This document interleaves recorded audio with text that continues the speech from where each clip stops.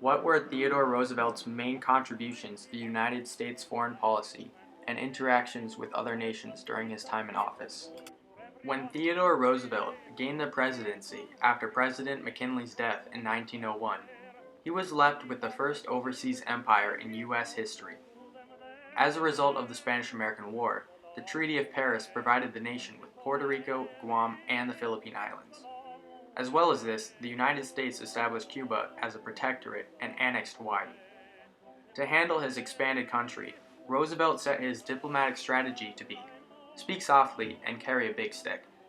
This idea meant to negotiate peacefully, yet maintain a state of power through intimidation and military force. Roosevelt encouraged Congress to strengthen the Navy by increasing the number of battleships and soldiers. This became what he called the Great White Fleet, a great example of Roosevelt's foreign policy.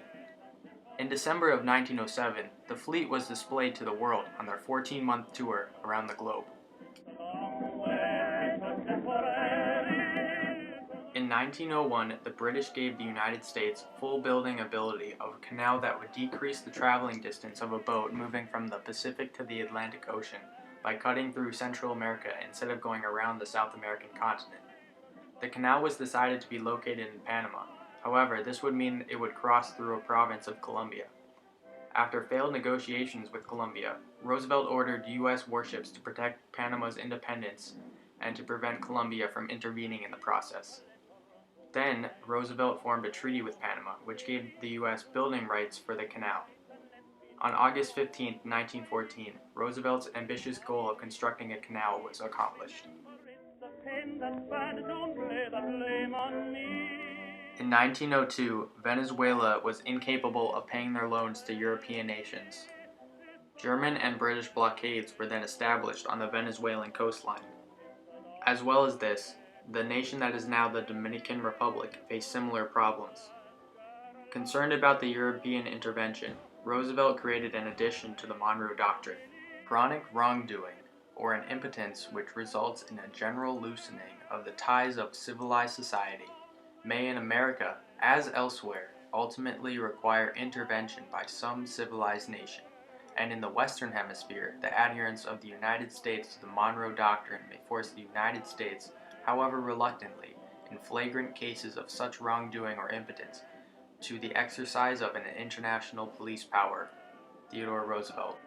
Roosevelt knew that if the United States acted as a police, then the U.S. could intervene in Latin American countries to settle economic difficulties and prevent further conflicts between foreign powers and other nations in the Western Hemisphere. After economic struggles due to their war with Russia, Japan requested Roosevelt's help in creating a treaty.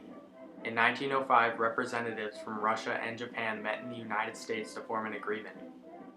Roosevelt's friendly nature decreased turmoil and allowed for the establishment of the Treaty of Portsmouth to end the war. Roosevelt later received the Nobel Peace Prize for his action. Overall, Theodore Roosevelt's main contributions to foreign policy was his addition to the Monroe Doctrine and his display of military power. Roosevelt improved relations with Panama by helping them gain independence. He also encouraged peace between Russia and Japan by helping them to reach an agreement. However, he hurt relations with Colombia by forcing them to give up territory.